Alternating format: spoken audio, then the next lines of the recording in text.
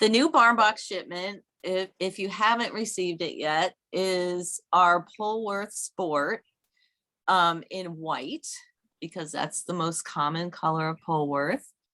Polworth is a dual breed sheep that is raised for both meat and wool. And it is favored in the places where they herd Polworths. They are large in number. I mean, it's a very popular sheep in Australia where it was developed, but also in that whole southern area of the Pacific, the New Zealand, the Falklands, Tasmania, even I'm sorry, Argentina and Chile, the southern cooler areas of South America. It's a very popular sheep, and unfortunately one that never caught on in North America. And I'll tell you a little bit about that later, but it isn't really raised here. It's not something we can get in quantity in the States. So this one is sourced from the Falkland Islands. Polworth is a cross. It's a comeback cross between Merino and Lincoln wool. And so it's 75% Merino and 25% Lincoln wool. And the cross provides a little more sturdiness to both the sheep and the fleece. It still has the wonderful kind of, I think of it as a velvety softness that Merino has. But it has a little bit more squish and a little crunch to it. And it's very springy with a bit of sheen. And those properties all come from the Lincoln wool. Lincoln is a wonderful heritage breed of long wool that originated in Great Britain, and it is sturdy, large, very large sheep with a very long fleece that can grow to 12 or more inches. It's a luster wool. It's slightly coarse, but bred to be, most Lincolns now are bred to have a long and soft coat, and it comes in a wide range of shades. So it's a wonderful, beautiful fleece that and Lincoln, and because it's a natural colored wool, it kind of fell into disfavor throughout the industrial age. So Lincoln is a rare wool now, and there are less than 2,500 animals in the world right now. It's being cultivated to grow, but that said, the Lincoln animal is used in a lot of crosses. So a lot of our familiar and popular crosses like Corriedale and even, going back a generation, Cormo, the Lincoln sheep is used because it has so many great qualities that that breeders like to introduce into modern breeds. So Polworth is an early modern breed. It is a breed that, rather than develop naturally and be influenced by its environment, the sheep was bred and improved to suit the environment where it was being raised. The wool is mostly it's bred to be white, although because of the Lincoln cross, it can have colored wool. And there has been a small but very popular effort to cultivate colored Polworths in Australia. I'll talk about that a little bit more later too.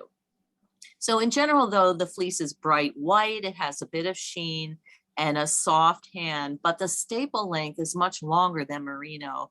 And so it can be spun very successfully in a worsted preparation, which will give you a yarn that can have really smooth texture and beautiful drape. So Polworth is not just a dual breed sheep, but the wool has both a high crimp and the ability to be spun to drape. So it's a very versatile wool for different types of spinning preparations. It's popular with hand spinners and with millers because it's very easy to handle.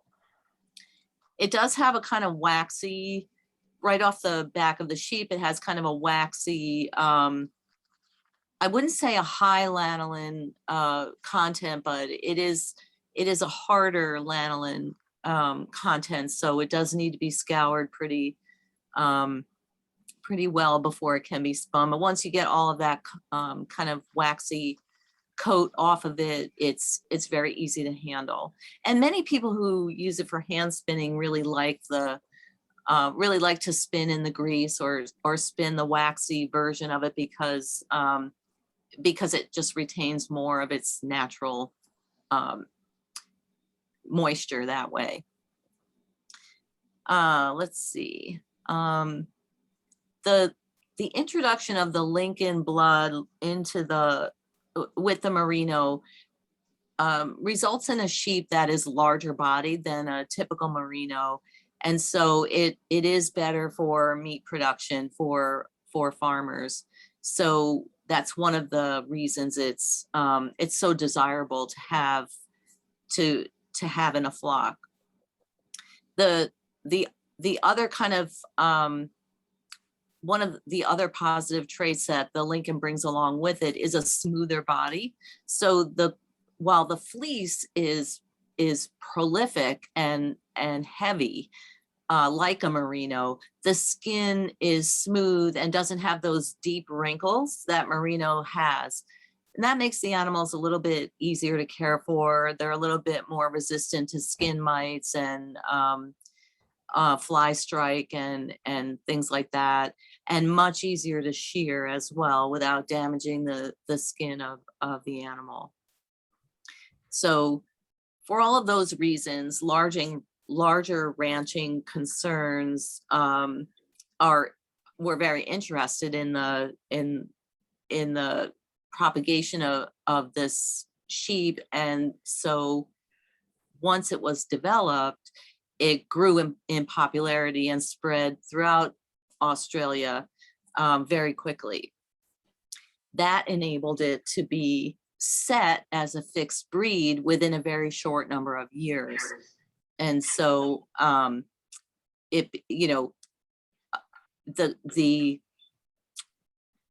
consistency of the sheep and the fleece was settled in a very quick manner, which made it very marketable at the time. It took advantage of a kind of an era in time. I'm going to go into the history of that in just a little bit. Just checking my notes to see if there are any other kind of fleecy facts. The micron diameter of Polworth is very similar to merino. It's usually between 22 and 25 microns, which sits it right in the bracket of a merino type fiber. Merino sheep can be slightly finer, but also coarser. The range of a typical merino would be like 20 or 19 to 24 microns. So Polworth is right there with them. And as I said before, the staple length is longer, which makes it easier to mill. It has a very similar amount of crimp, which is that zigzaggy formation that the fiber takes as it grows out of the skin. And the crimp determines how tightly or loosely the fiber can or needs to be spun. So Polworth can be spun both in a softer, looser way, but also in a tighter way, which enables the fiber to be made into yarns that are suitable both for lace and lightweight types of accessories and garments, or to be spun more tightly to be sturdier and more durable for sweaters and garments that take harder wear. Our preparation is a 2-ply construction. And that takes advantage of the bounciness of the fiber. When you have a 2-ply yarn, it's a little bit springier, and because the staple length and the fiber preparation and the quality are so good, this 2-ply construction is very consistent. I knit our sample blanket with it, and I went through not quite 2 skeins to knit the blanket, and it was incredibly consistent throughout. There were very few spots that were thicker or thinner, and that makes for a really even fabric. The twist is just enough that it maintains a cushy bounciness and also has really great stitch definition. One of the hardest things to get good stitch definition is with knit purl patterns in a 2-ply yarn. The 2-ply construction can have a lot of texture to it that make knit purl patterns kind of indistinct. And I'm very pleased with the experiments I've done with this yarn, both in the pleating pattern on the edge of this blanket, but also in some swatches that I've made. So this is the swatch for the Renee pullover that we have a sample knit in our Fin Dandy 3-ply, but I swatched it in this Polar Sport and I just love it. It's very stretchy, even though the fabric is cabled and tends to be a stiffer fabric.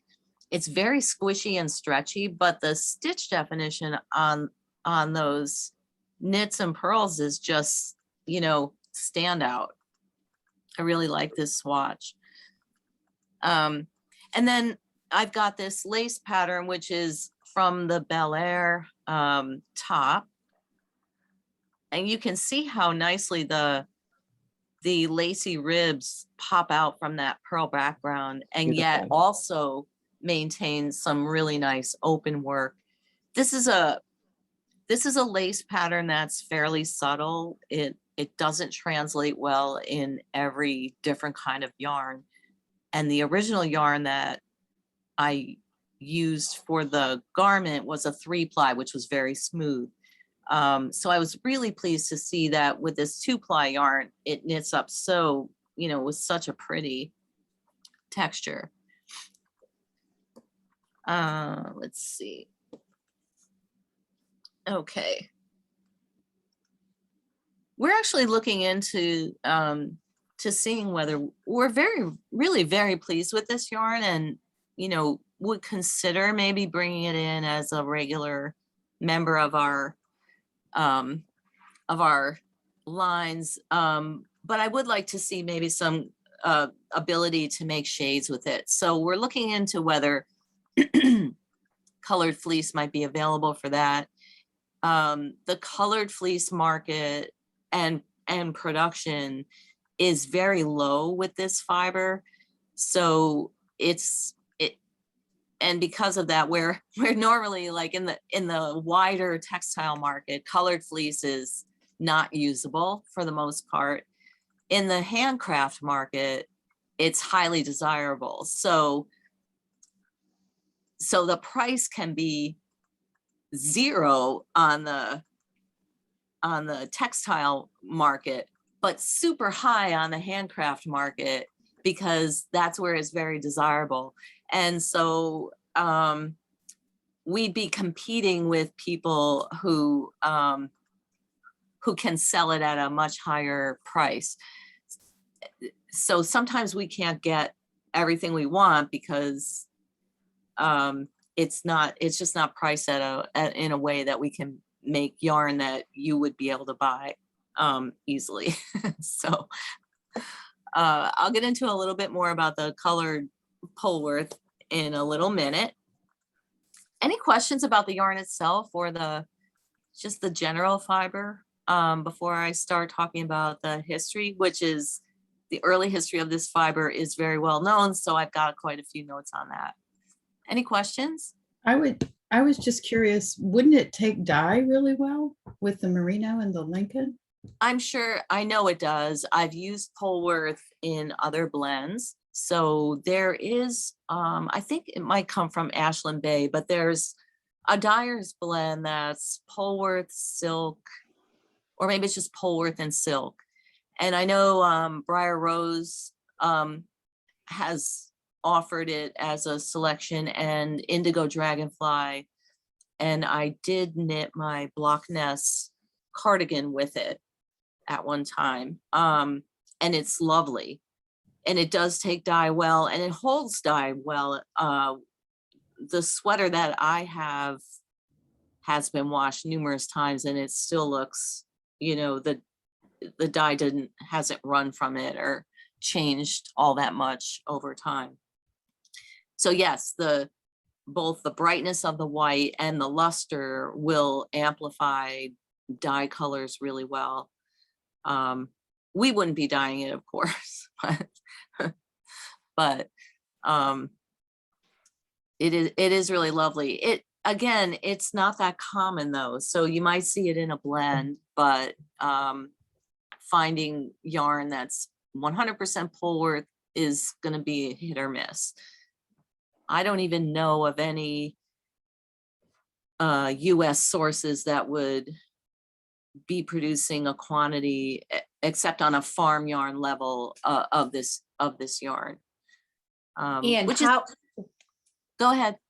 how No, did you manage to get this from the Falklands? Like what, how did you ever do this? Well, the mill that we work with sourced it. So the mills do have wholesale contacts all over the world, and they also work with brokers who are in touch with, you know, wool from all over the world. And I don't know exactly, but I'm pretty certain that, you know, when you want a batch of Polworth, it doesn't come to you in a little batch on a boat from the Falklands by itself, because that would be like so expensive. But these huge boatloads of bales and bales of wool come from different places. Brokers can who go to these places to shop for this stuff will go and fill a boat with fiber and bring it back of different types, and they're basically betting on what might sell, and based on past sales they'll stock certain things in a higher quantity. You know, I'm in searching around, I know in searching around and doing research for these talks and the previous books I've written about wool and sourcing wool, I know that some of the larger companies that provide dye bases in the United States, like Ashland Bay is a really big one out in the Northwest, in the Pacific Northwest.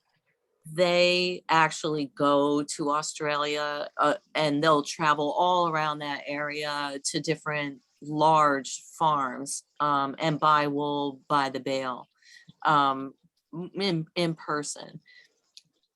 And then, you know, make sure that it's going to get shipped back in a container or whatever.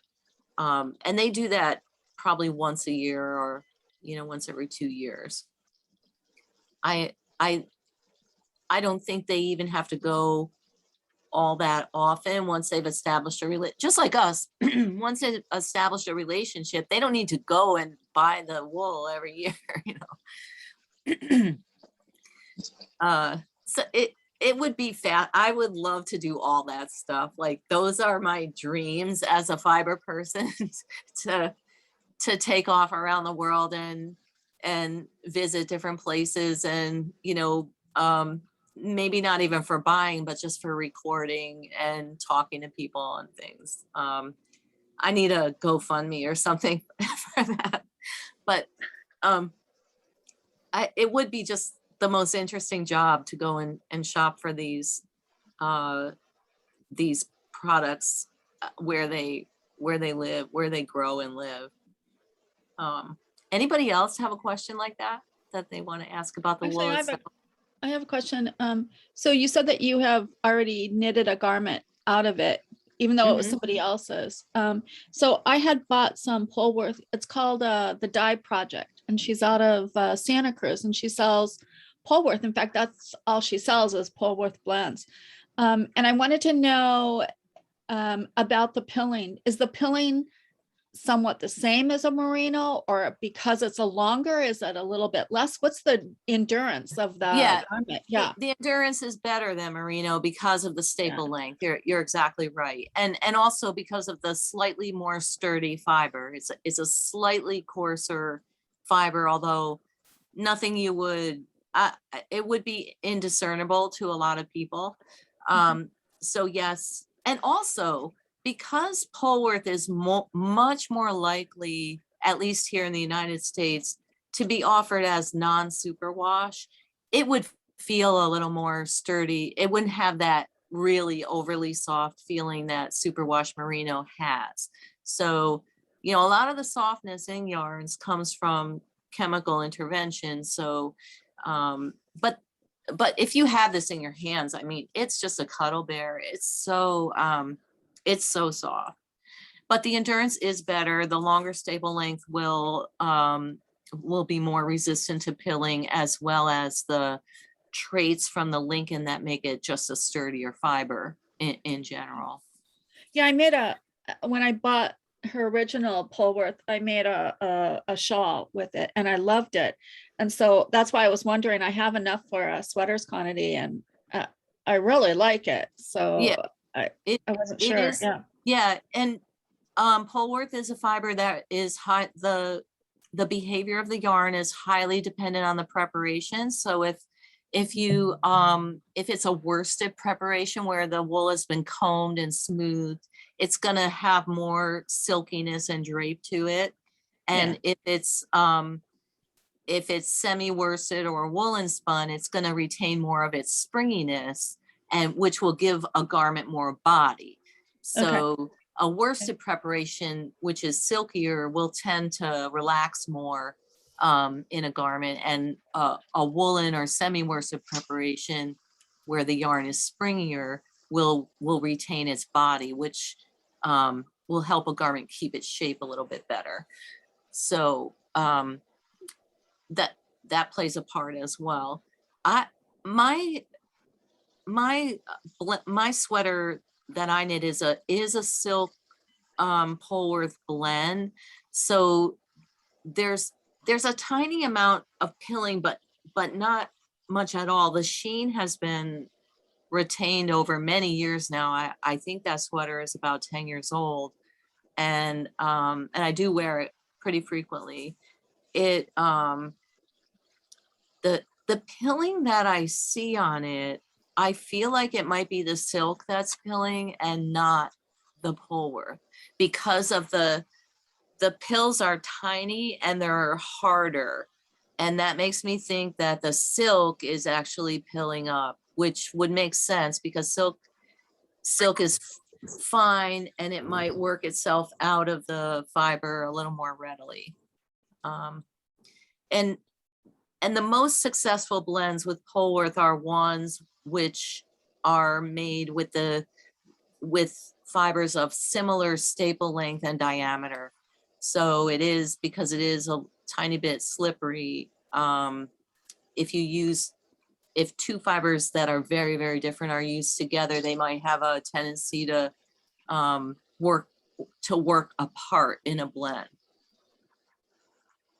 So probably more information than you were asking about, but No. It's good to know because I haven't knitted a garment with this, and I was wondering.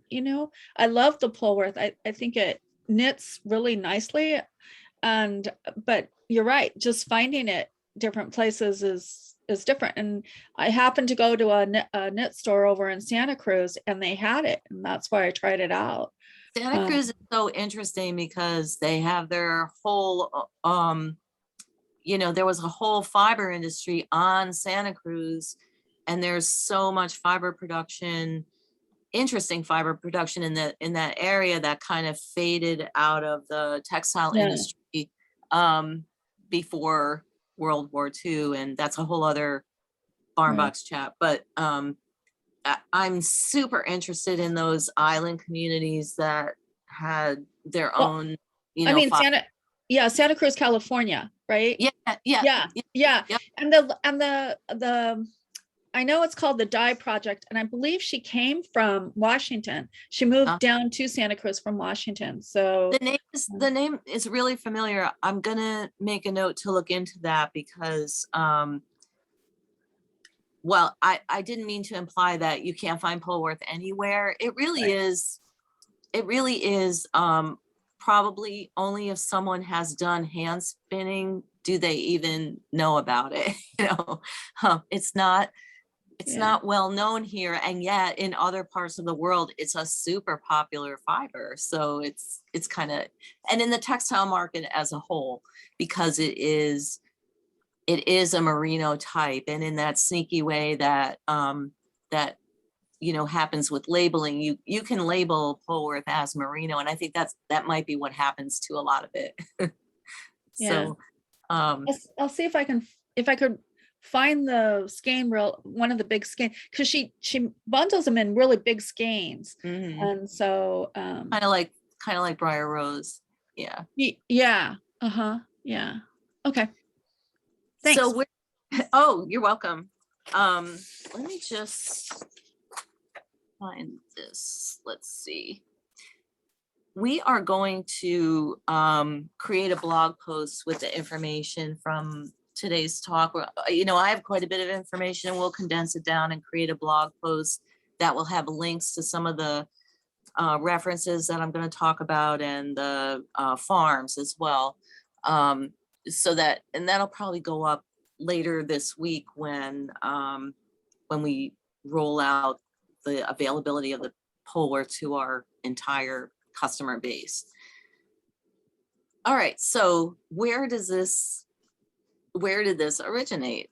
So Polworth, like I said, is a modern breed. It was developed in Australia in order to suit a certain environment.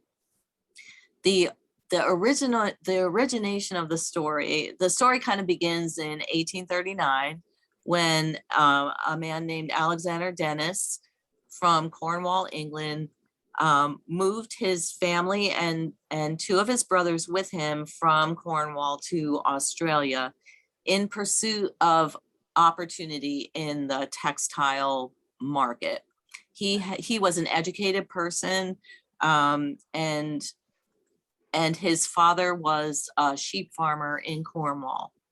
So by this point, by the 1830s and into the 1840s, the wool industry in Australia, which was begun in the 1790s, was absolutely roaring. Australia, it was discovered in the first 40 years of the 19th century to be just about the ideal place to raise sheep from that were native to Africa, like merinos and hair sheep, and the dry conditions, the vast pasture lands, access to water, were perfect for raising merinos in a warm climate. And so, prospectors and people seeking opportunity were moving there from England to settle and to raise sheep, and also cattle, but sheep were the big thing. At the same time, the textile industry, along with many other industries, were going through the Industrial Revolution, and the world was becoming very consumptive. So textile goods literally couldn't be made fast enough during this period. People were moving from farms to cities and demanding more more store-bought textile goods, and farmers in Britain and the United States just couldn't keep up with the demand for wool. Wool was the fiber of choice at the time. It was a very versatile all-around fabric. It was what machinery was set up to work with, and it was regenerative. It could be produced in plentiful quantities over and over and over again. So there was a lot of geopolitical action around the wool market during this period. And at the same time, consumer demand was rising geometrically. And so there was a lot of speculation and investment by people into the wool industry in order to make just boatloads of money on wool. So by the 1940s, over 2 million kilos per year of wool were being produced in Australia to be funneled into the British textile market. So this family landed in Melbourne right at this time. The oldest brother, Alexander, who was the main prospector, had brought his wife and daughter along with him, went to Tasmania to procure livestock and to outfit, a farm. And his two brothers that traveled with him stayed in Australia to prospect for land that they could all purchase and work.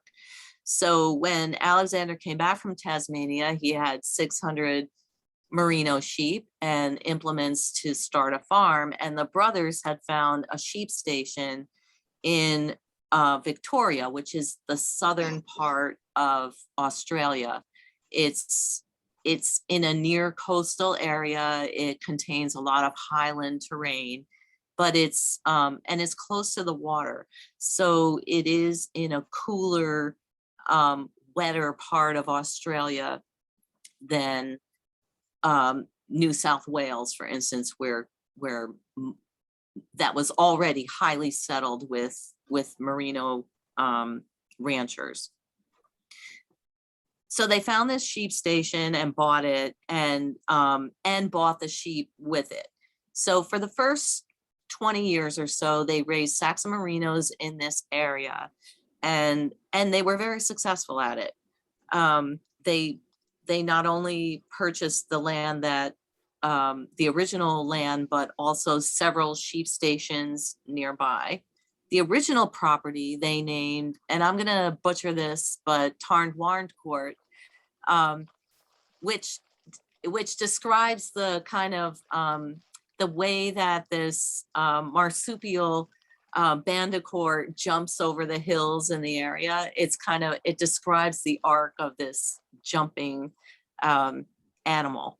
I guess a bandicoot is like a kangaroo, or maybe it's another name for a kangaroo, but so Tarn-Warncourt was the original homestead.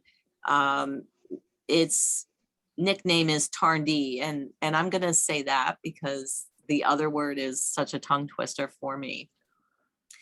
And so over the next 20 years, the Dennis brothers continued to grow their property and their flocks, so that they became it became a very profitable concern for them.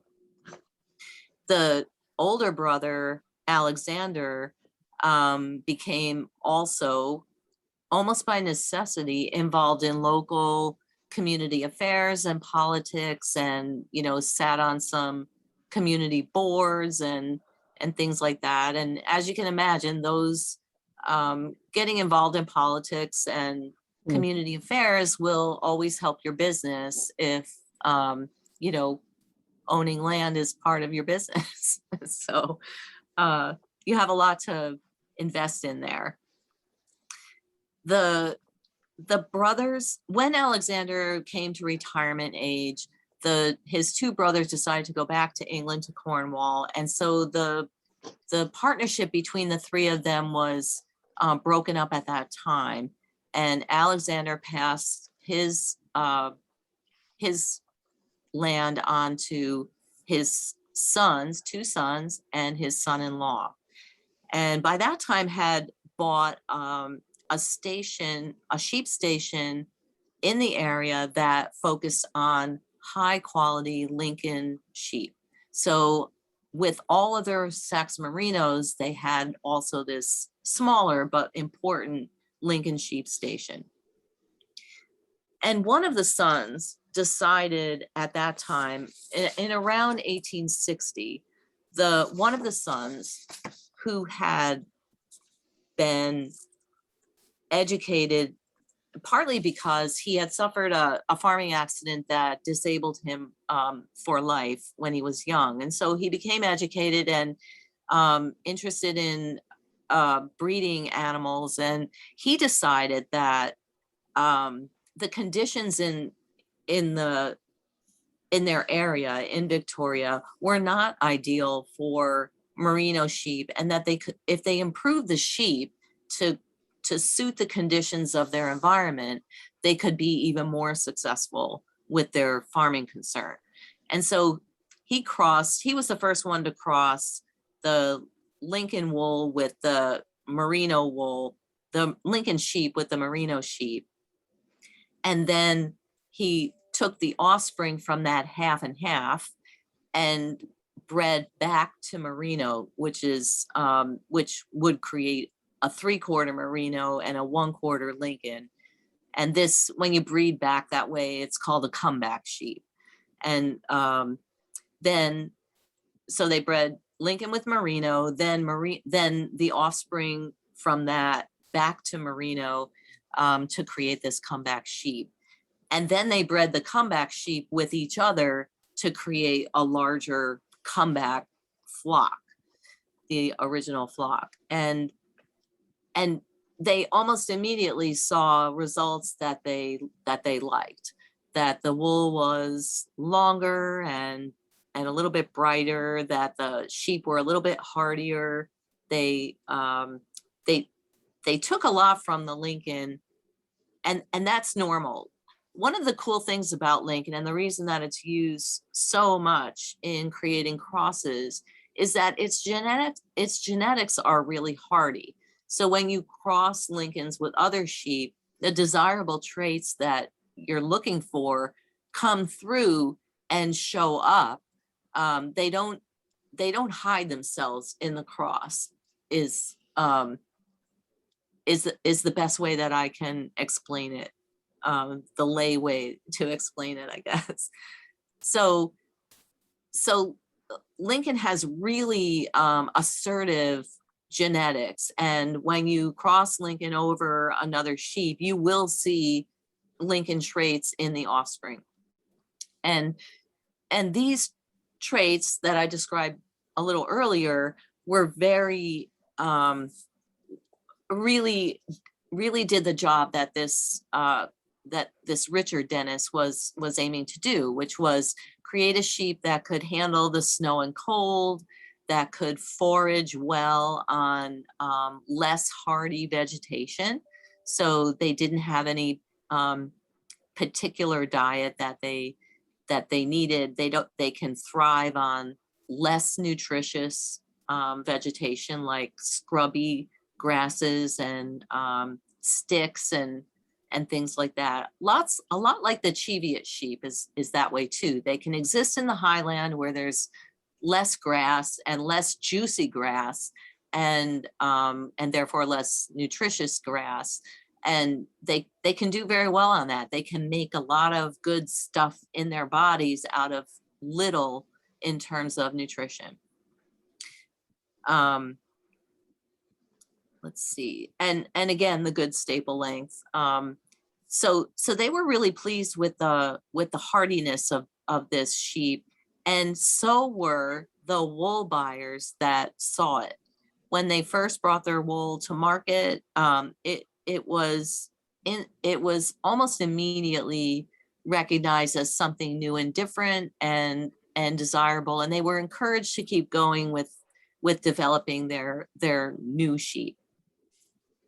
And so they worked with other farmers to spread the genetics out. They worked with other farmers to breed small flocks kind of all around the state of Victoria.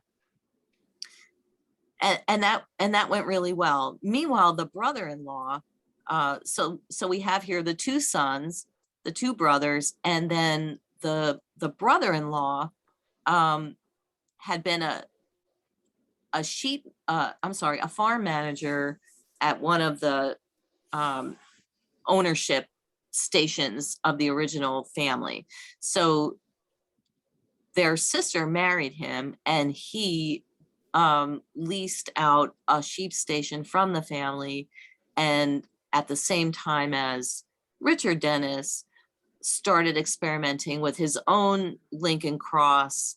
So pretty much they developed this new breed at the same time. He called his sheep Ideals, which was a very marketable name for his sheep.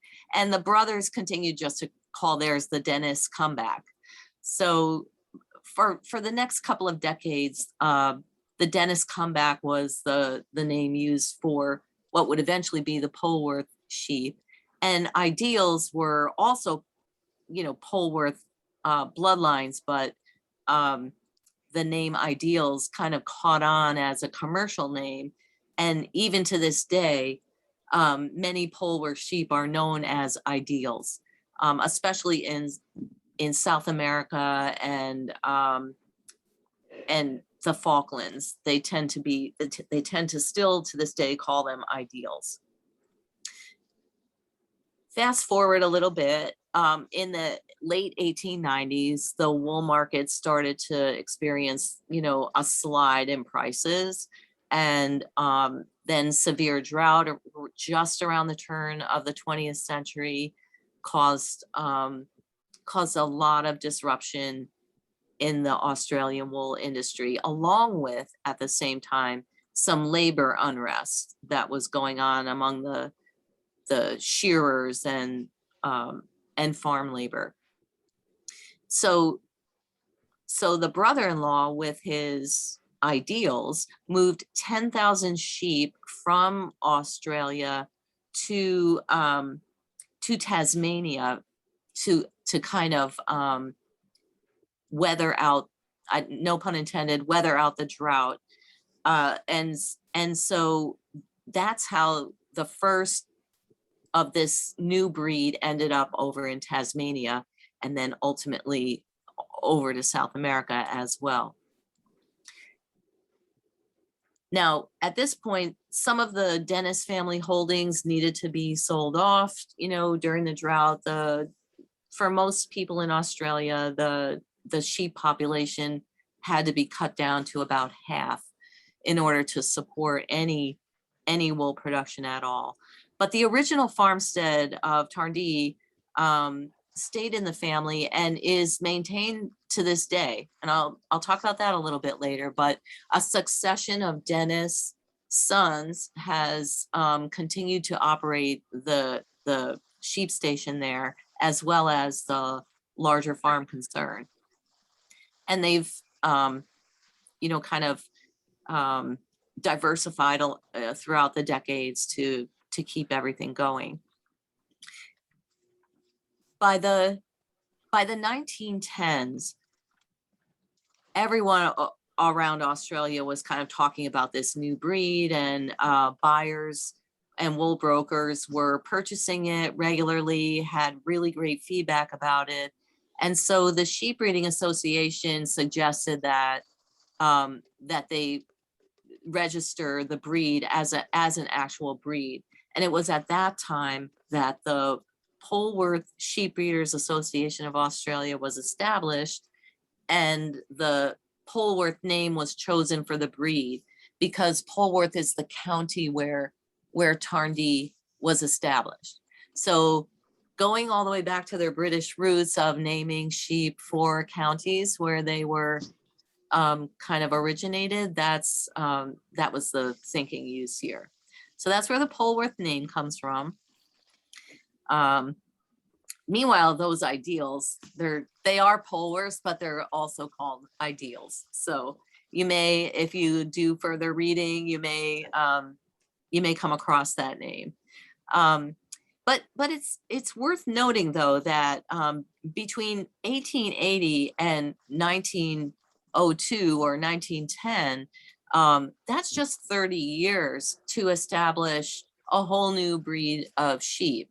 And that's a really, it's not a really fast time. You can make a new sheep breed in like 10 years. But having one that's consistent enough to register as a breed usually takes longer. So the interesting fact here is that the consistency of this new breed, the consistency of its fleece weight, diameter, the amount of meat and wool that it produces, and the strength and desirability of its wool was established very quickly for this breed. Within 25 years, they could actually register it as a new breed. Let's see. Now, the wider wool industry experienced a real slide in pricing, popularity of wool, everything between the years just before World War I and the years after World War II, for all kinds of reasons. Indoor heating, electricity, greater industrialization, which led to modern fibers and ways to work more efficiently with cotton and other natural fibers. So wool became less and less popular, and wool consumption per capita jumped to like between 1880 and 1910, jumped from something like 6 pounds per capita to 9 pounds per capita in just a couple of decades, and then jumped all the way back down to, like 4 pounds per capita in another decade. So wool consumption jumped all over the place, and with it, to some extent, prices. The wool industry found new outlets for wool during the time when humans were using it less. It began being used in automobile upholstery and household goods to a greater extent, which helped to balance it a little bit. But it wasn't until after World War II that wool bounced back a little bit and became again popular in the clothing, in the ready-to-wear market, as a home textile, in carpeting. That was a whole new thing during the decades of the 50s and 60s to have carpeting. And initially, most carpeting was wool and not nylon. And also, on and off throughout the 20th century was a resurging interest in handcraft that created its own little bubble of market interest. So at the turn of the century, it was the arts and crafts movement. And then during the war, during both wars, there was a knitting for the war effort movement that consumed wool. And the wars themselves were also times when governments were buying huge quantities of woolens for uniforms, blankets, and outfitting soldiers and armies in general. Wool is flame retardant, and it doesn't melt when it is heated. It doesn't melt and burn the skin. So it is the most desirable fabric to wear against the skin in a combat situation. And that is true even today. that some of the more modern fabrics are really, really great performance fabrics, but one of the worst things about them is that if you are burned, they melt and damage the skin, to greater extent than wool would do. So, a little grotesque aside there, um, but governments were purchasing wool in quantity for the wars and keeping the industry healthy, even well past the time that we were involved in war. And after World War II was over and the wool markets went into a slump, our own government passed several bills to help buoy our domestic wool industry right up through the middle of the 1990s, when it was finally stopped. Meanwhile, handcrafters on and off have taken up the flag for wool. Pretty much every other decade, there's a big surge of interest in spinning, weaving, knitting, crochet, all those things. After the war, when households became equipped with modern appliances and women had more time, more free time, they began, there was a big surge in knitting and crochet at that time. And also a surge in knowledge about fiber.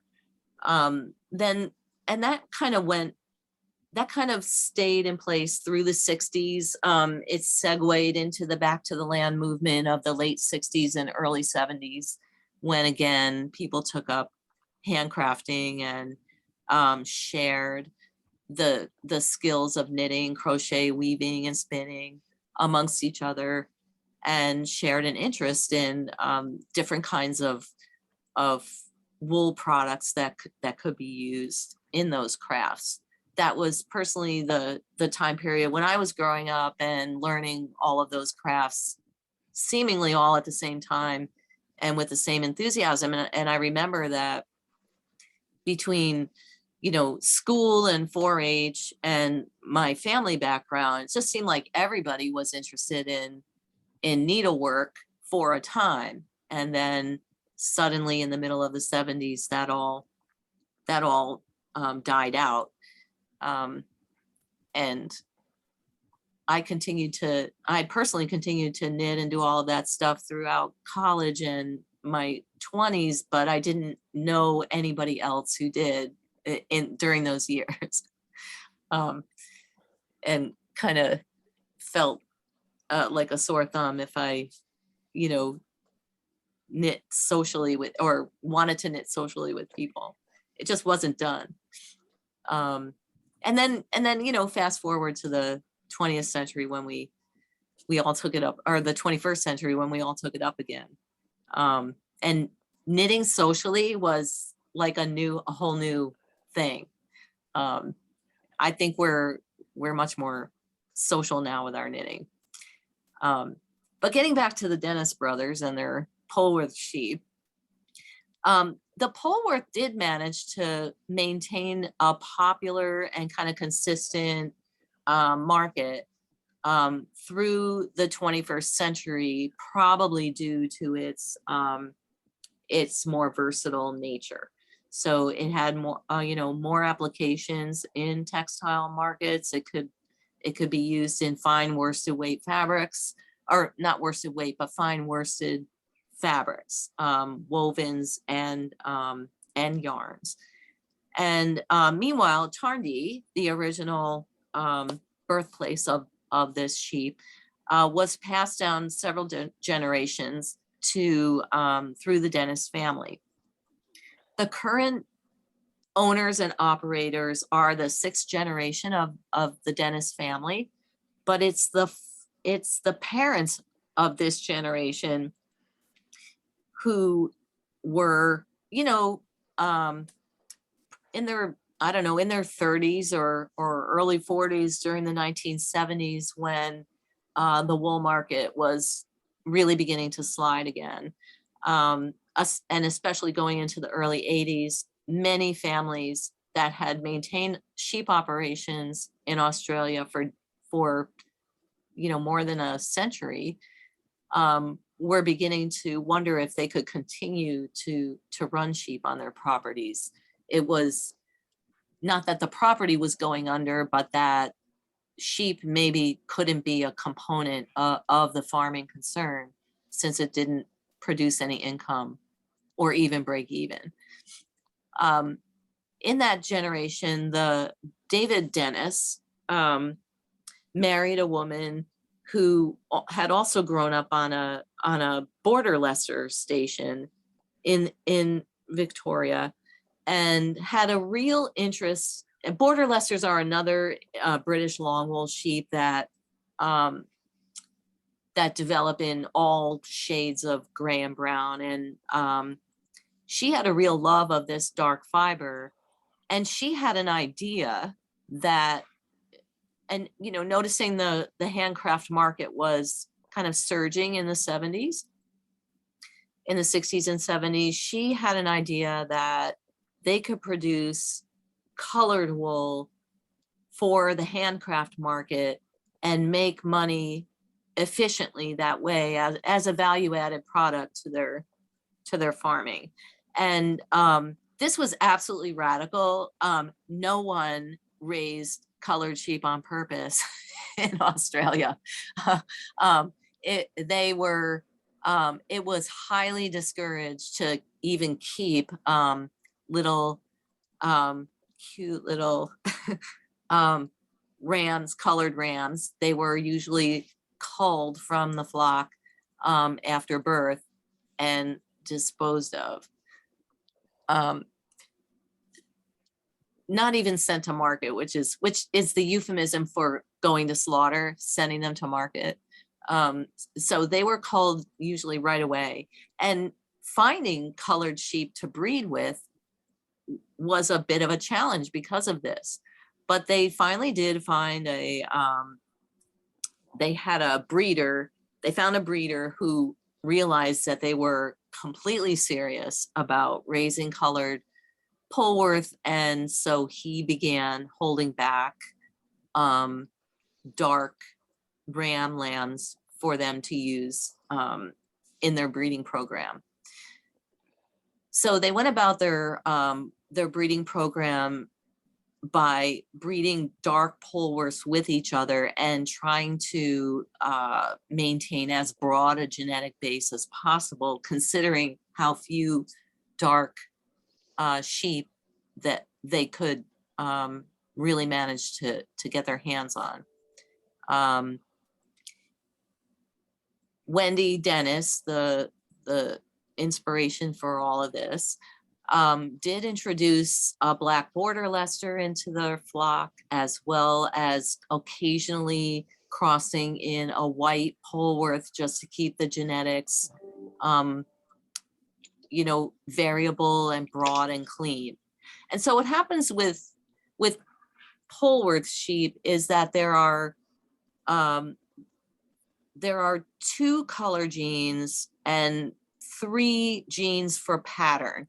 So the 2 colors are black and white. And when I say black, it's very dark wool. It is a black, like a charcoal black color.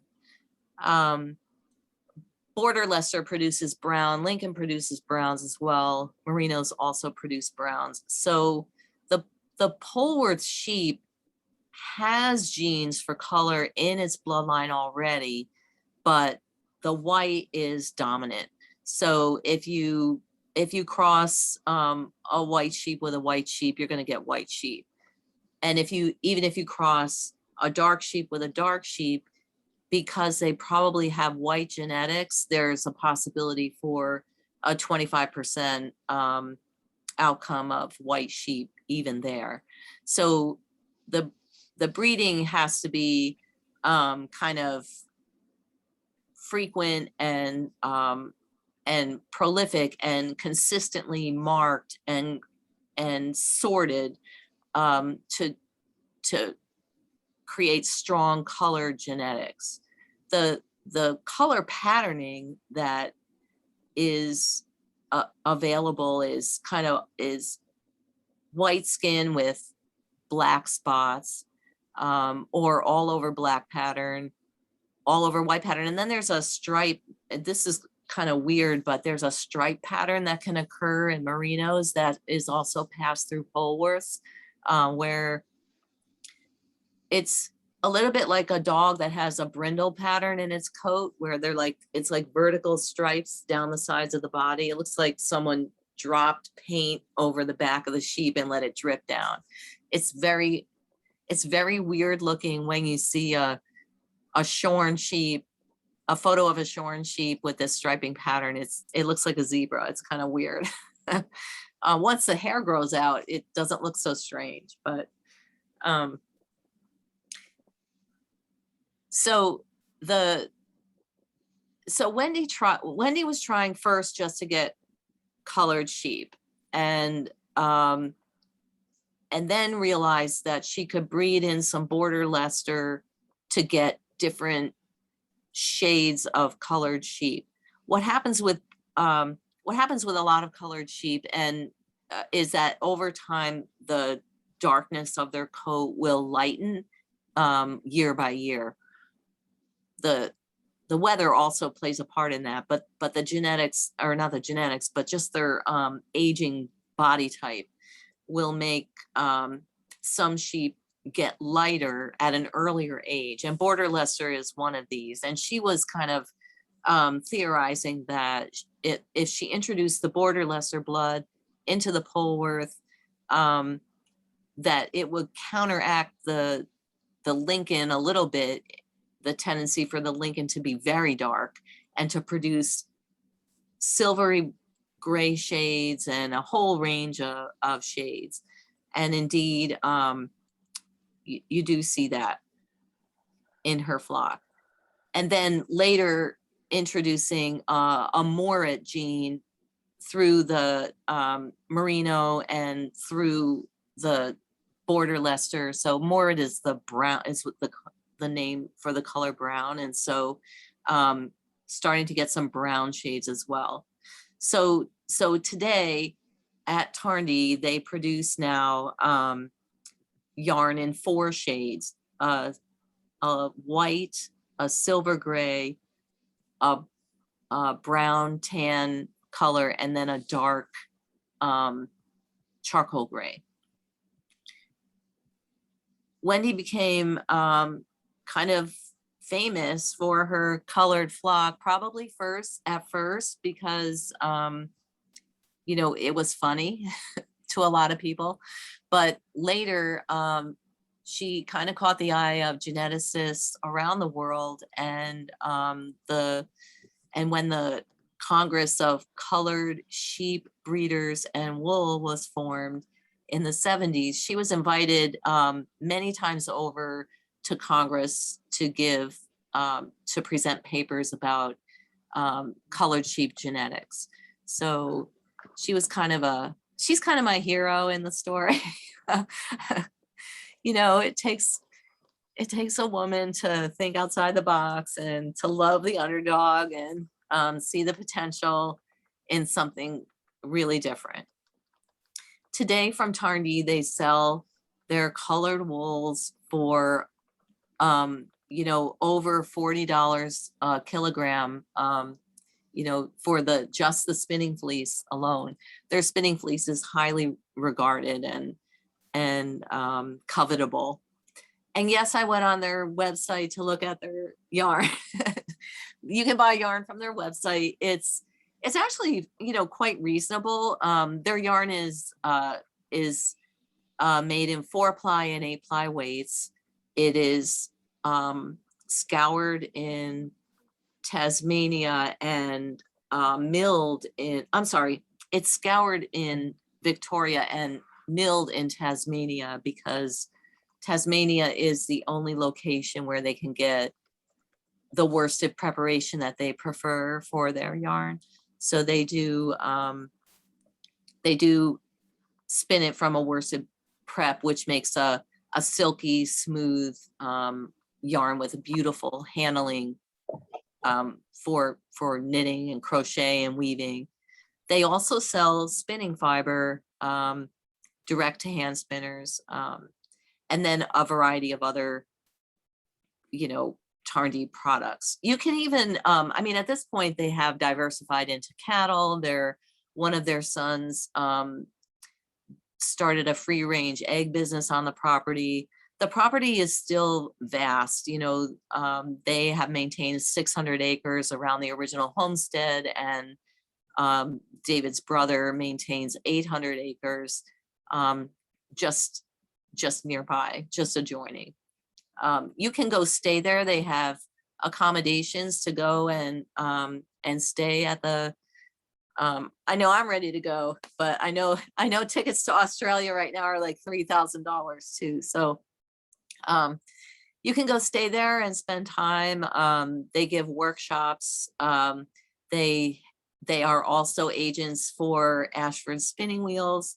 And over the years, another thing that Wendy pioneered was the coating of sheep. So putting little lightweight coats on sheep to keep their fleece clean. And this was kind of not done, years ago, but she saw it at another farm and inquired about it and experimented with it on her own flocks, and found that coating the sheep not only keeps the fiber clean, but it protects the tips so that more of the fiber is usable. It does not encourage disease or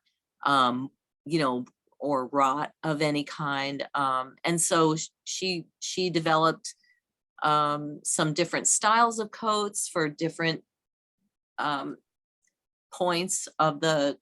So when sheep first get sheared, they need a smaller, closer fitting coat, and when their coat begins to grow out, they need a bigger coat that's gusseted. And so she created all these designs for coats, and kind of again pioneered this method for farmers who are growing wool, who are growing sheep primarily for wool production to protect their flocks. So I kind of just love her. She really turned the business around, in the late 1970s, early 1980s. Sheep were literally referred to as ground lice in Australia because they had absolutely no value at that time. And she really thought of a way of turning it around, and a way that no one else really would have thought about it, because no one else was remotely interested in colored sheep. Let's see. Can I just interrupt for a second and say how absolutely inspirational that is? Yeah. Because Yeah. I mean, she brought science to it, but she also brought pragmatism, and we talk about failing forward, failing fast, and Yeah. she absolutely put some skin in the game, risked looking silly. I just think it's absolutely wonderful that Well, and she was supported by her family. I mean, her husband was all in on it too. I think that's great. Wendy had trained as a nurse. She grew up on a fairly well-to-do sheep station herself. Like I said, she went off to nursing school.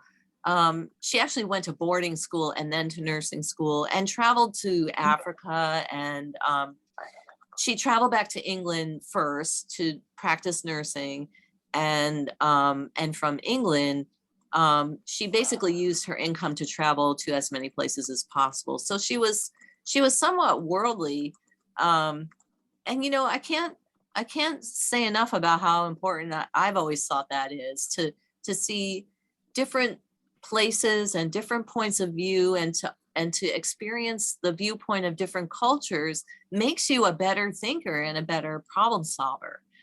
Just like knowing about all different subjects does the same thing.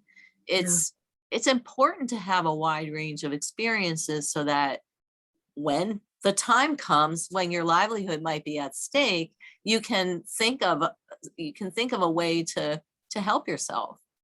It just Kika, did reminds me you? of, sorry. Oh, I'm sorry, Shauna, go ahead. No, I was just going to say, it reminds me of the conversation that we have here with our children and our children's friends. And, we talk about learning to learn, right? Yeah.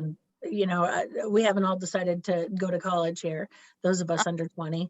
But you know what that is? It's not to learn a trade, right? It's to learn to learn. And some people are able to develop that love of learning and educate themselves, and obviously demonstrate not only that ability, but the benefits of that kind of approach, throughout their life. So this is an excellent example of her willingness to seek out, to consider, to experiment, to evangelize. And frankly, I'm sure there were some things that didn't work. Oh, right? almost certainly. But if you've been raising sheep all your life, you already know that. And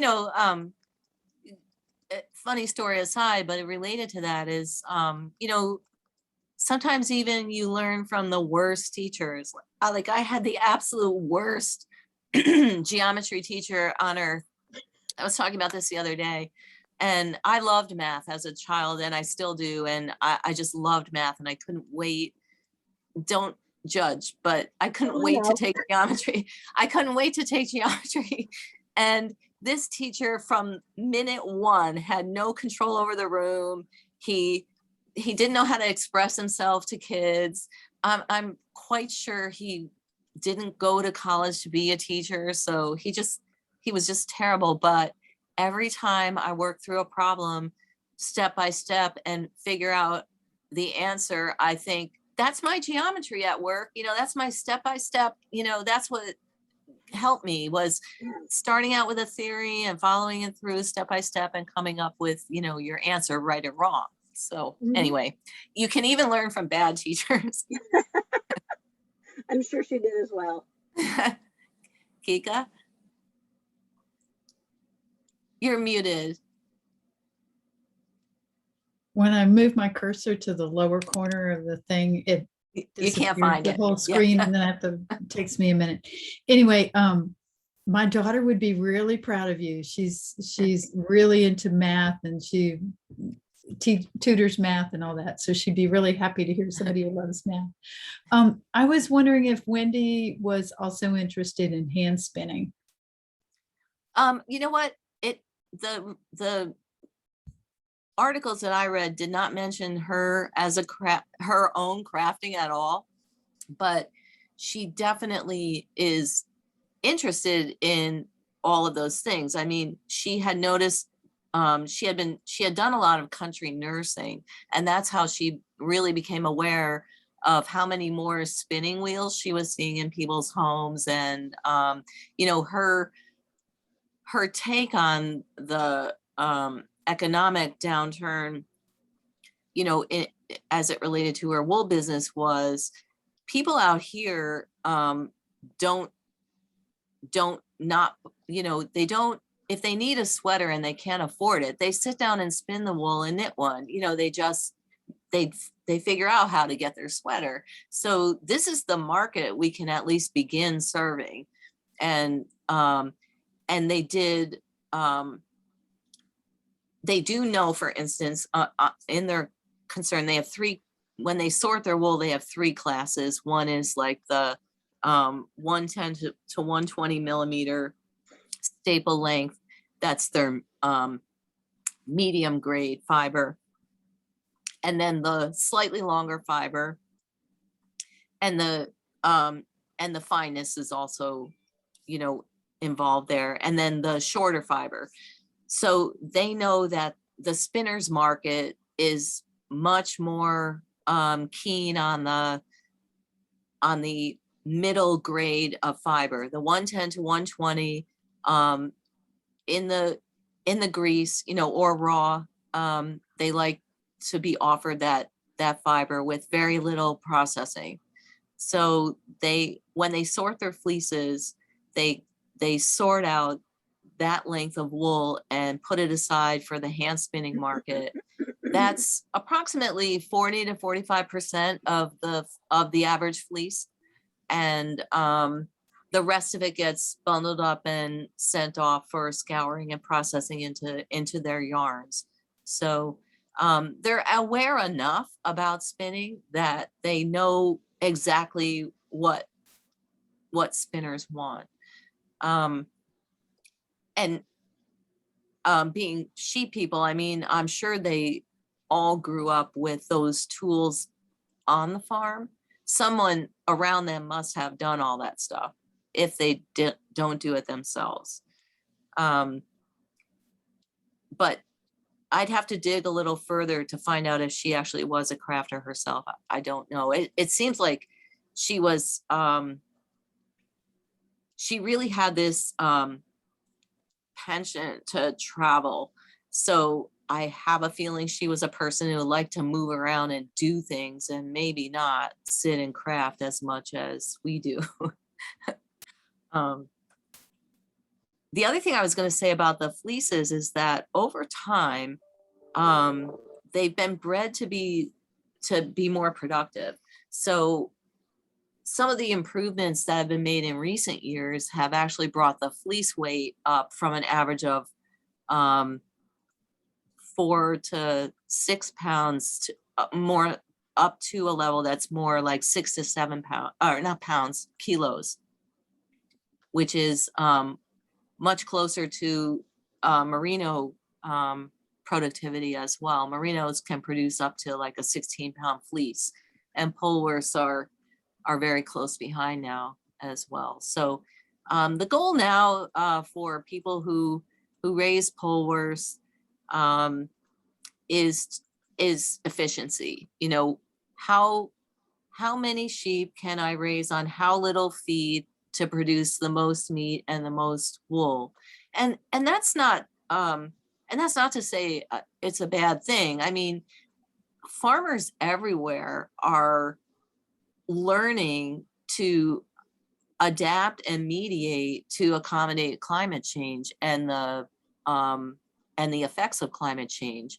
So improving sheep to suit your situation isn't at all a bad thing, as long as the sheep are healthy. You know, you're not improving sheep isn't the same as mismanaging sheep or mistreating sheep. So in a way, it is helping everyone. Sheep and wool are not without their carbon footprint.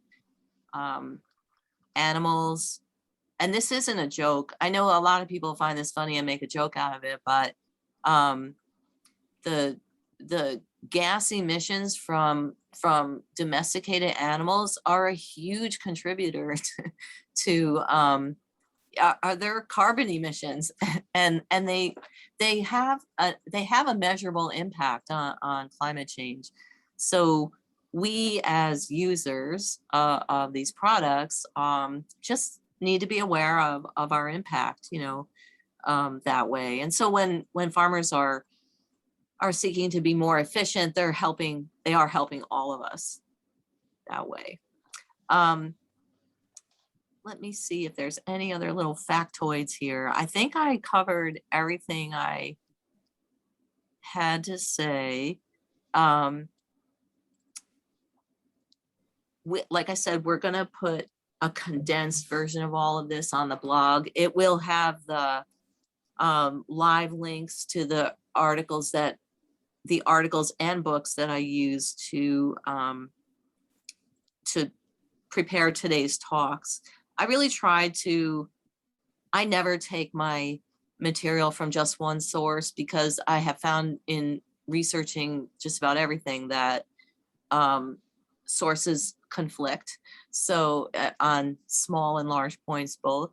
And so what I always try to do is find at least a half a dozen sources for the same information, and collate, you know, the parts that seem like the most plausible, then go looking for other sources that fill in the gaps. Like for instance, here, there was a huge gap in the lineage of Tarndee and who it got passed to and whatever happened to those two brothers.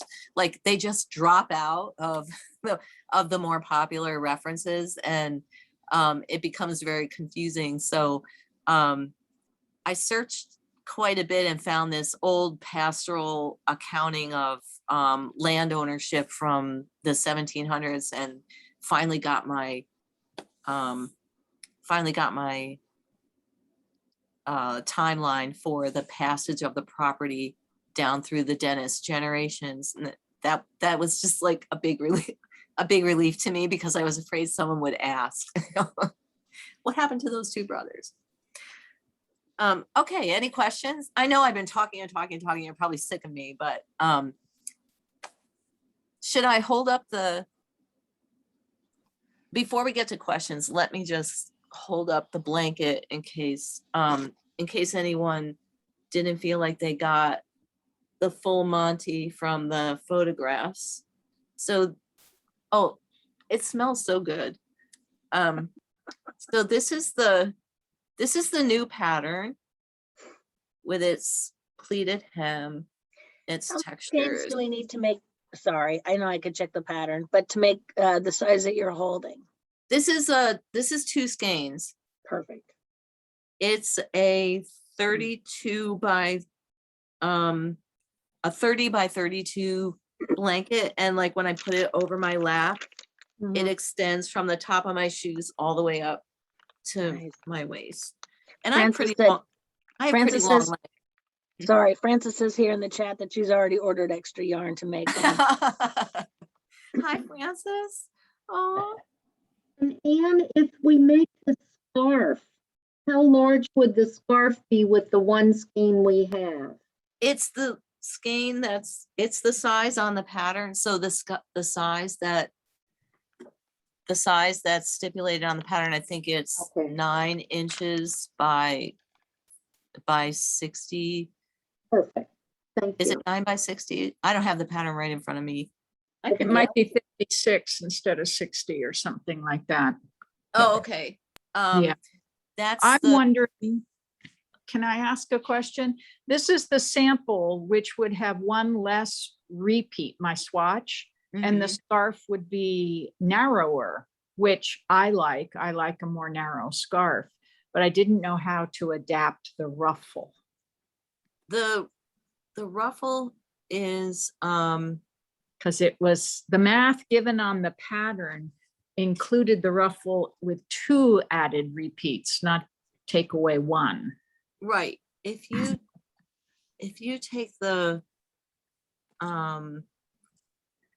number of body stitches then would be 28 plus 8, that would be 36. Yes. So at that point, the ruffle is a repeat of 4 stitches.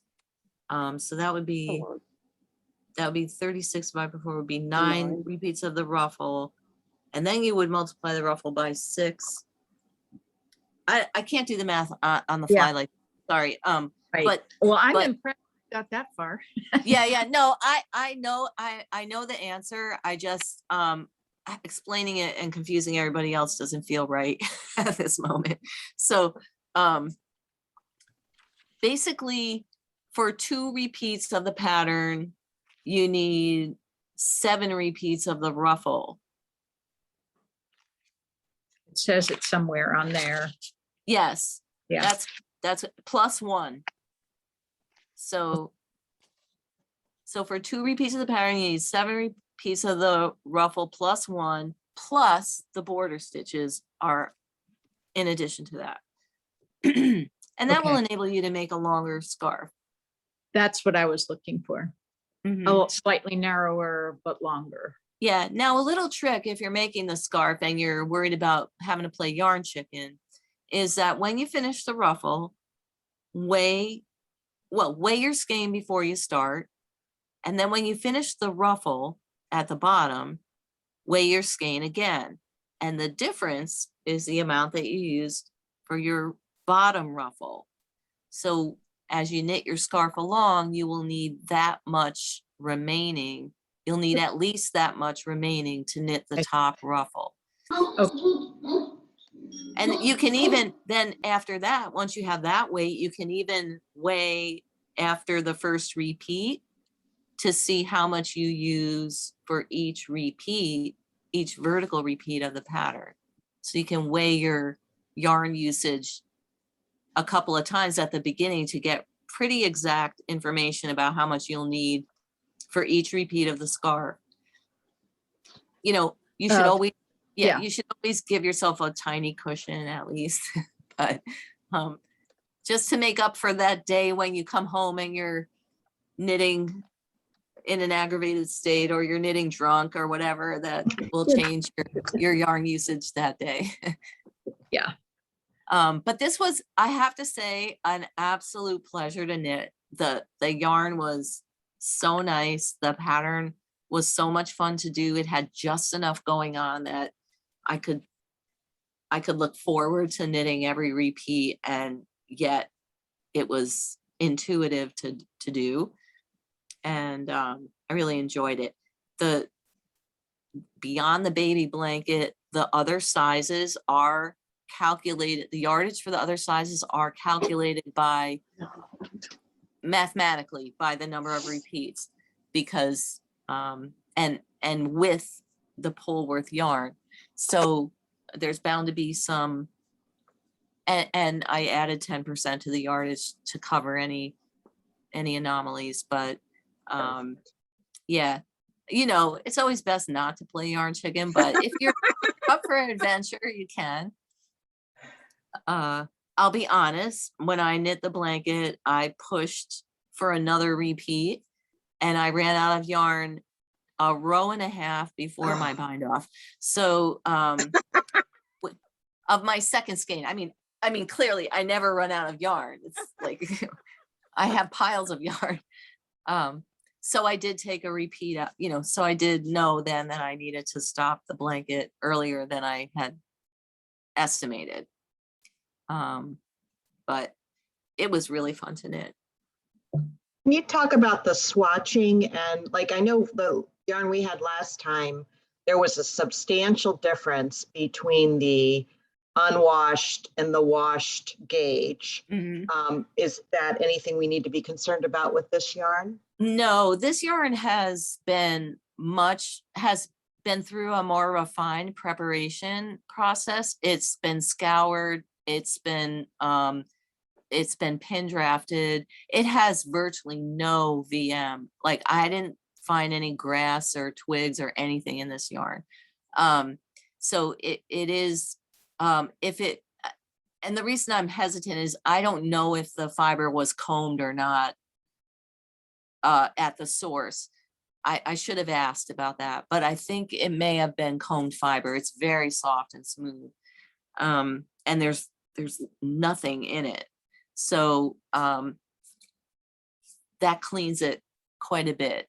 I didn't really have even a yellow tinge in the water when I washed it.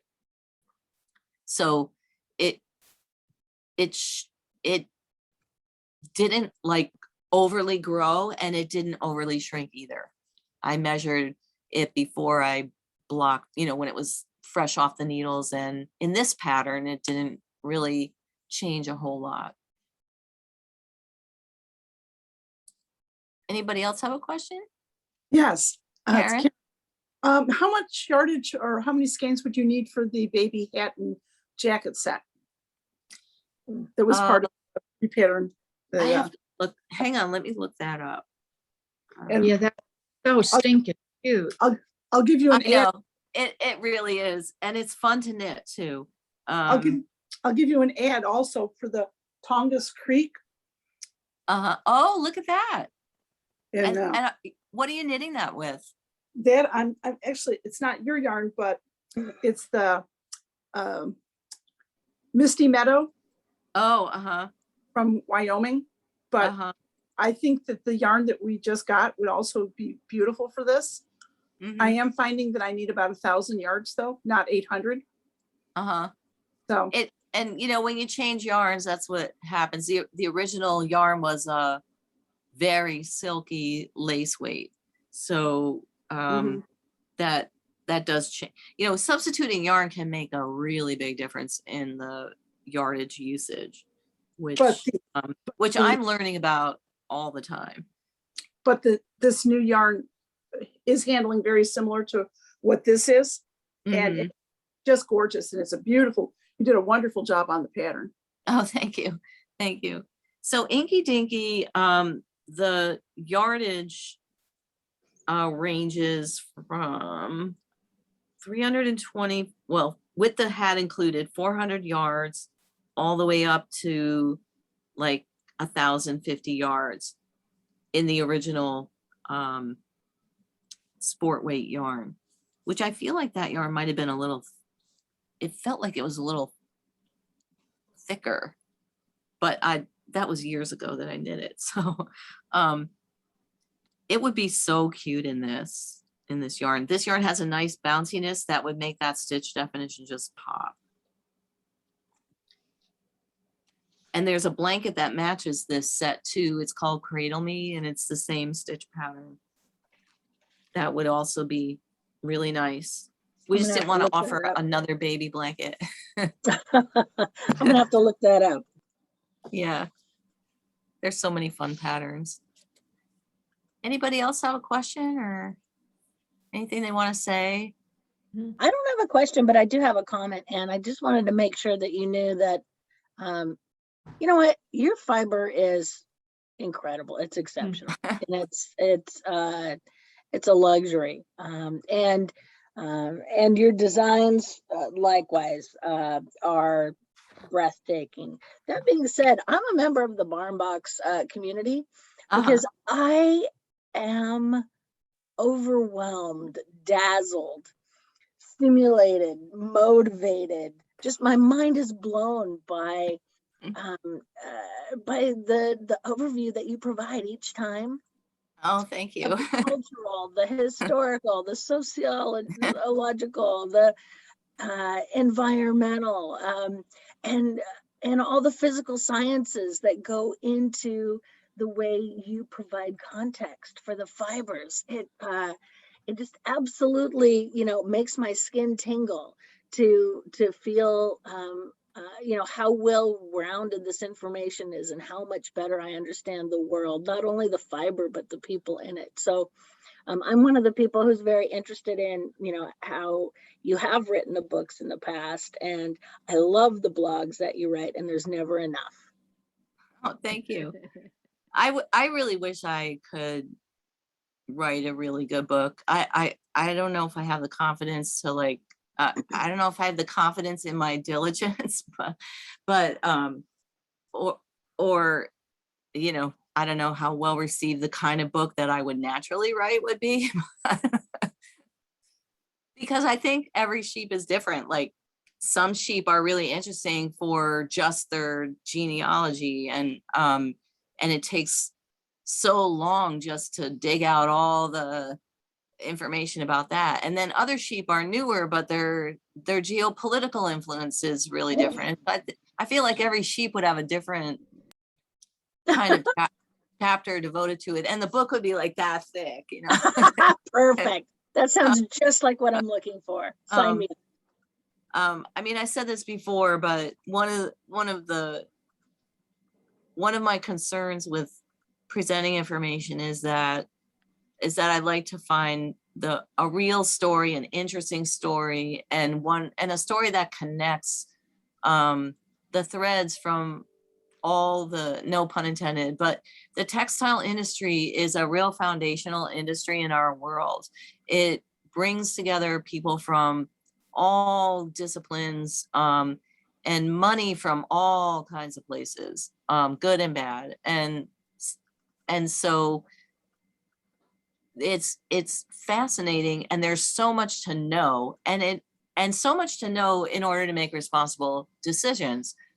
And yet so many books about wool are almost they're just so they're kind of offhanded in their presentation, and the the lack of depth of the material. You know, there's like a paragraph about each kind of sheep. I can't even imagine writing one paragraph about any of the sheep that we've ever studied. There's so much more to know. And then, and so disappointing too, when you open one book after another and it's exactly the same down to the wording, like exactly the same information that I can find on Wikipedia.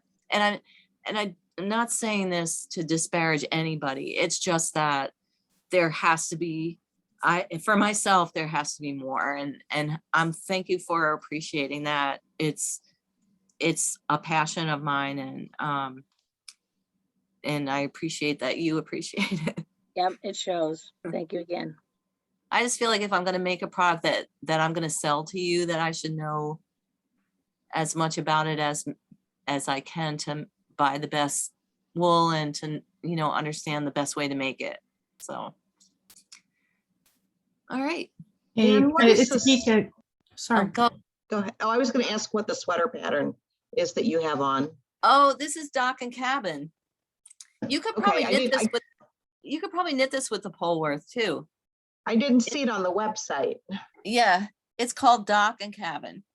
And a Okay. much cuter girl is wearing it than me, so that might be why you didn't see it. Thanks.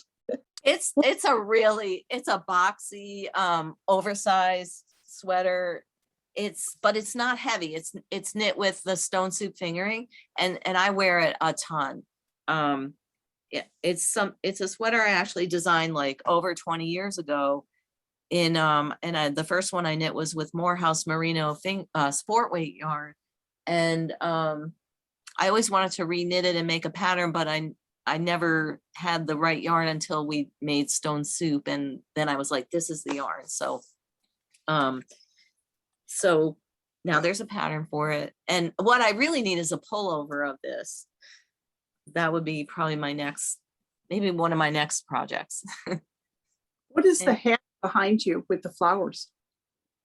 Oh, the cob. It's called cob, C-O-B. It's a color work. Yeah. It's knit with our stone soup DK. Okay. And it was one of our club knits. The original one actually was knit with, the background was Cedarbrook Farm Entropy, and I happen to have it. I think it's right here. Yep. When we did the sweet corn, Ooh, I love yeah, it. yeah. And we just happen to carry Entropy yarn now. So yeah. I Oh, love that's this. great. I love this one. She did this when we did our pairings club, and we did and it was recipes and knitting together, and we did our sweet corn chapter. This was the yarn that she created to go with it. And yes, we did all this research on sweet corn as well as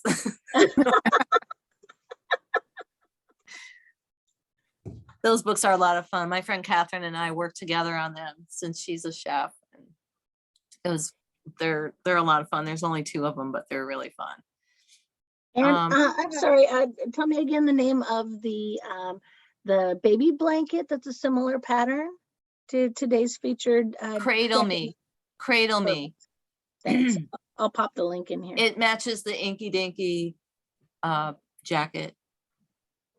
Yeah, and if you knit Inky Dinky, let us know. Send us some good pictures so we can put them on our website. Since you're doing show and tell, what is that shawl next to the hat that's got the different colors in it? Or This the one? scarf? This one here? Yeah, Wait a minute.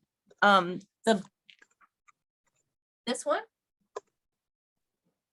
yeah, that one.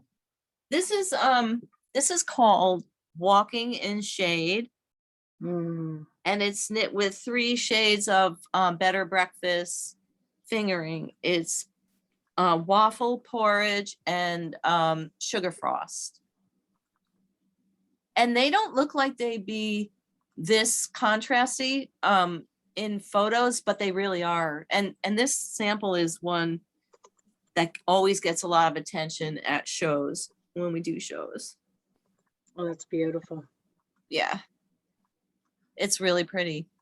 And the pattern is written to alternate two colors, but you just alternate them in order. Basically, you start with waffle, then you do porridge, then you introduce sugar frost, and you go back to waffle, and you just keep using them in order. It's a fun knit. Do you have a sample of the Galanthus cowl? We do. I don't know if it's out. Hang on.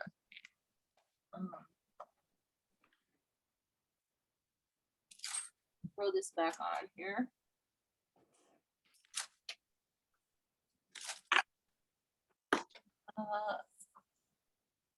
I'll be right back.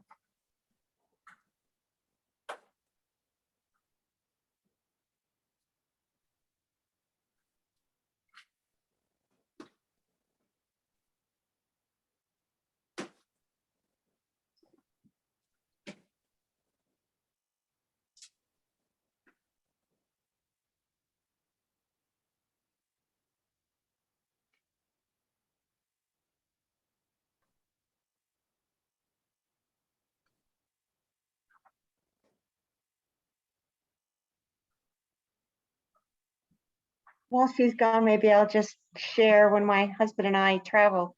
One of the things we like to do is visit alpaca farms.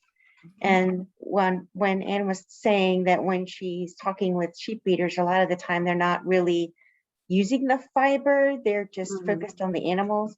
And we find the same thing at alpaca farms. Even when they sell their own yarn, they don't have any idea how much you need for a scarf versus a sweater, or what weight it should be, or they don't have any ideas. Yeah, and in our area, people who do hand spinning don't knit. It's if you go to like a hand spinning guild, most of the people there are just making yarn to do something with the fiber. They don't, if they do anything with it, it's weaving. So that's kind of interesting. So the sample the Galanthus sample that we have is a sport weight cotton. But I thought like those chubby little flowers and cables would be so cute in the polework. I thought it would translate really nicely and maybe be a little lighter, although this is nice and soft. This is our organic, the organic color grown cotton that we've been selling. Thank you, that's awesome. Yeah, it grows in colors. Yeah, I feel blessed. Oh, wait, I would think I'm muted. I feel blessed because I live in Illinois in Kankakee County, which is very rural. And prior to COVID, I started volunteering after my husband died, and it was at alpaca farms. But, excuse me, they are spinning and knitting at the same time. So I thought that was so wonderful, but we're a very rich 4-H community. So maybe that's the difference. I don't know. Yeah, I think I just think it depends on your on many things, like the ethnic background of the population as well. What other traditions, like here in Ohio, quilting is really the big thing. I feel like knitting has gained a lot of interest, but Ohio has a history of sheep breeding and animal breeding, and at one time was the largest producer of alpaca in the United States. And so a lot of fiber production going on here, but either people are too busy with their animals to really explore crafting, or they just don't, it wasn't taught to them, when they were young. I don't know, but it's a little surprising that the connections aren't there. Whereas where I come from in New York State, people who raise animals actively use fiber through the whole process. They harvest it, they spin it, they knit it or crochet it and wear it and weave it. They use it everywhere. So they wear the fiber products are their flag that they're a fiber person, you know. So it's interesting. And I feel like here you almost, it's always shocking to learn who's raising sheep because you just would never know it from what they wear. And Yeah, well, and I think sheep too, it seems like here in our county, they definitely want the ones that are cross, that are meat producing also, for their fiber. But, I just saw that that was a real positive experience, but it would be really nice to have fiber fest so that, people could congregate. We do in Southern Indiana, which I prior to COVID used to go to, but you don't see that happening where, you have that big fiber fest so that you can buy the fleece, you can see the sheep that you're what buying. part what from. part of Illinois are you in? So Kankakee County. So the town is Grant Park, but it's 1,000. I mean, and are you on the eastern side or the western side? I would be considered central Illinois. Because So I mean, over the border in Michigan is it Michigan over the border for you? Yeah. I mean, there's the Fiber Fest there. yeah, the They- Michigan Fiber Fiber- Show, which is Yeah. right near the border. Yes, and I have not attended yet one because the one in Greencastle, Indiana, because I sit 3 miles from the state line and Mhm. Central Illinois is closer. That is real active, so you have, it was really great when I knit Angora rabbit gloves, you got to meet the rabbits. Exactly. Yep. That was Yeah. so fun. That was so fun. Attending fiber shows in your area can be a really educational experience, even if you've never been and you're unsure. You don't have to go and buy anything, but just going as a family excursion or just going to see what it's all about can be really educational because the sheep and wool shows have everything from herding dogs to sheep to alpaca to, and Mhm. even the smallest shows are fairly diverse. So, and then of course the vendors who are selling all kinds of related products. So you really get to see the full lifespan of the products and kind of the culture around them, I guess. It's nice. Yeah, I'd love But to see. visiting individual farms is also a wonderful experience. It's always it's always up in the air whether that's a possibility. It's always good to check ahead if you're going to travel someplace to ask about places where you can visit so as not to just be dropping in on a busy farmer. I probably shouldn't admit this, but I live 2 miles from the Maryland Sheep and Wool Festival. Oh, so So we'll be quite- seeing you in May. Yes. Come and visit us. Yes. Okay. Oh, and I I will do probably should mention upcoming events. I totally forgot. So before our next barn box, which will be in mid-May, we are starting a lace along, knit along, and that will begin on April 2nd. Saturday, April 2nd will be the first day, and it will extend into late May. So any lace project you want, can be a garment, socks, hat, whatever you want to do.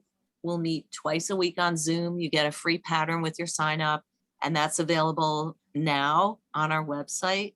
It's called the Spring Lace Along. And then we have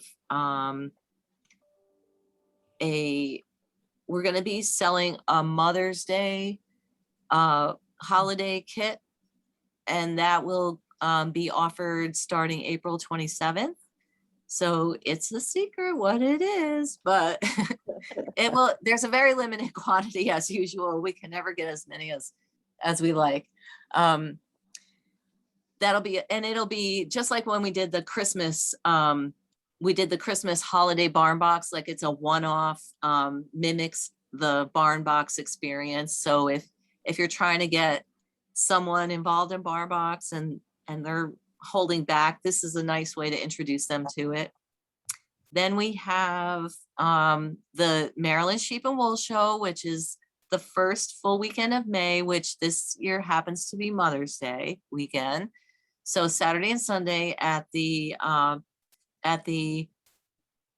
oh darn it, Howard County. Howard County, yeah, Howard County Fairgrounds in West Friendship, Maryland. It's right off of I-76. As you're traveling along I-76, you can see the fairgrounds. I-70, What's that? I-70. Oh, I'm sorry, you're right. I-70. You can, it's literally right there. And if you're lucky, you'll see a rainbow over it. That's happened to me twice, actually, traveling to Maryland, where it was raining and there was a rainbow over the fairgrounds as we drove by. Like, so we'll be in building C, which is the great big indoor building. We're booth 28. We're fairly close to Miss Babs. And we have the tiniest booth, but we try to pack as much in there as we can. So come and visit us there. And I know there's more exciting stuff going on, but I can't think.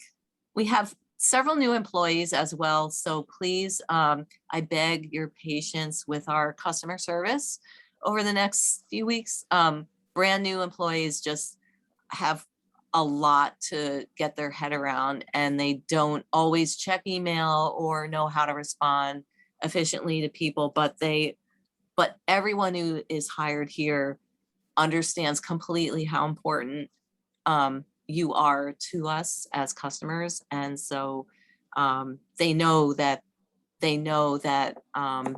it's really important to treat everyone with respect and to understand, you know, any problems that come up. They just can't always respond immediately because they don't know what to do. So have patience with us as we get through. We had 2 employees quit at the same time. And, you know, for people like us, that's just a huge, you know, hole. So anything else? Congratulations. Oh, sorry. Congratulations on the new folks. I know that's Oh that's yeah, quite a step. it should be fun. Our new marketing manager is Zach. He's super enthusiastic. He doesn't know one thing about knitting, but Perfect. I know. We can mold him to our liking. And it's new for us. And actually both new employees are both new. Our photographer is also a guy. And then we have a third new employee who's our customer service person, and she's not a guy. So it's kind of nice for us to have that balance now. Yeah. I'm pretty excited. They might end up being models for you as well, eh? They might end up knitting. You just never know. Oh, yeah, there. I don't know about them being models, but the photographer has to be behind the camera for sure. Oh, that's right. So. Anybody else have anything they want to add or announce or our Ravelry?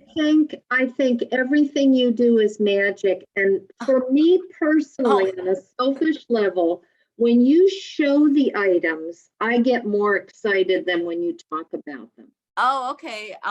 Thank you for that. I'll remember that. Next time. Let me, since it's right here, then I really have to show this little cutie off. Oh, the Inky Dinky in the 12-month size. Let me get I'm this. so glad you're showing that. It's This so is wonderful. yeah, this is knit in the Kent DK yarn. It is so cute. This is the 12-month size, which is, you know, if you're knitting for a newborn, this is always what I recommend, because they'll fit into this in no time. Right. And they can start wearing this at 6 months, and then they can wear it until 18 months or so. Yep. They're, you know, That's beautiful. That's it a is. great It's really suggestion. cute. Thank you. It's classic and fun. Oops.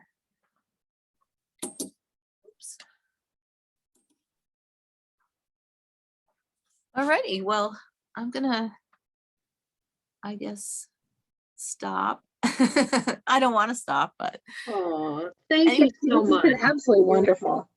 Thank you, Anne. Thank so you for much. coming. I Yeah. really appreciate having a little group today. Thanks. Yeah, Thank it was you. really No. good. Thank you, Bye. Anne. Thank All you. right. Anne. Talk to you Thanks. soon. Thank you, Anne. Bye-bye. Bye. Hey, Debbie. Hi, Debbie. Yeah, we're going to see a few Yep. people. Yeah. Yep. Anne, are we gonna have to start calling you Wendy now? Gonna change your I name? know. I related so much to that story of Yeah. they just sound like us, like they're always busy. It's always something, some challenge that they have to overcome. And the diversity of the farm business is really fascinating, all the Mhm. different things they do. And now their sons are, and they're beautiful. And these people are beautiful. Like when you go to the website, they have all these pictures, family pictures, and they're so healthy and beautiful. And it's, I don't know. It's wonderful. I don't aspire to be a farmer in any way, but Right. I grew up on a farm and I've been there, done that. but Mhm. I couldn't respect these people any more than I do. I just wish I could go visit, Right. All right. Well, have a good rest of your day. You too. Bye. Bye-bye. Thanks so Bye, much, Anne. everybody. It's great as always. Thank you.